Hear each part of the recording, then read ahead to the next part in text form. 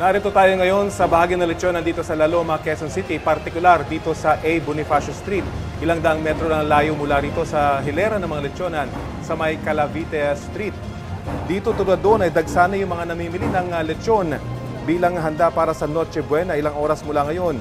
Kanina nga ipinasilip sa atin kung paano niluluto ang malutong at malasang lechon dito sa La Loma. Mula sa pagkatay na ginagawa sa bahaging ito ng establishmento hanggang sa maluto itong mga lechon, inaabot daw ng hanggang 6 na oras, hanggang 8 oras, depende yan sa laki. Itong mga nakasalang na ito ay nasa mga 2 oras na ito at malapit na maluto at nilalagyan ng secret ingredient. Yan yung kanilang ipinapahay dito na siya nagpapasarap doon sa kanilang mga lechon. At kung inyo mapapansin, yung mga lechon ay nasa pagitan ng mga uling dahil kapag sumayad daw yung mismong taba nung lechon ay nagliliyab yung mga lechon at nasusunog yung baboy. Kung kaya ganyan yung kanilang estilo, nasa gitna lang talaga yung mga uling para maganda yung pagkakaluto nitong mga lechon na ito. On average, nasa 100 daw yung naibebenta nila dito sa lechon ito sa bisperas ng Pasko.